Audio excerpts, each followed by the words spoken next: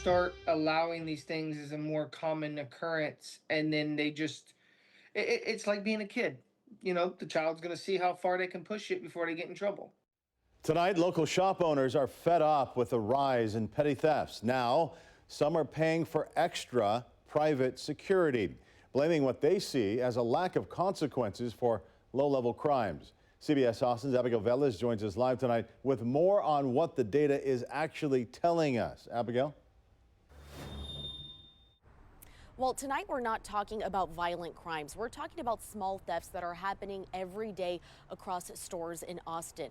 Now we're talking to business owners about why they say it's becoming a bigger problem than normal, and we're digging into the numbers to see what they show. I do feel it's relatively safe. I never feel sort of in jeopardy when I'm shopping around here. In Austin, many people say the city feels safe now that violent crime is trending down. But when it comes to retail theft, that's another story. New data from Travis County shows a 17% jump in misdemeanor theft filings in the county so far this year compared to last. Now it's changing how businesses operate. Retailers, well, everyone around any shopping centers, especially commercial, is calling us more because of the fact that they're having uptick in crime. Spencer Murphy owns Strategic Security and says his workload has nearly doubled in just the last 2 months. I get an average of 3 to 7 calls a day just for this stuff.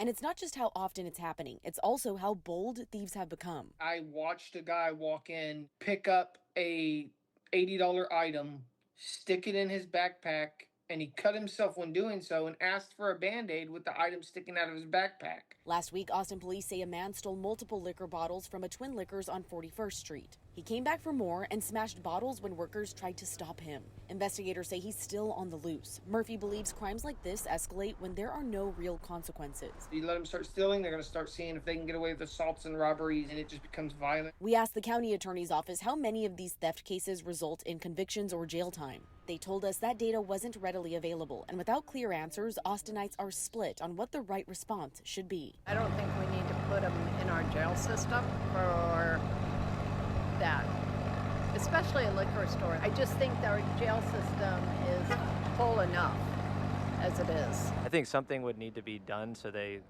kind of know and learn that lesson.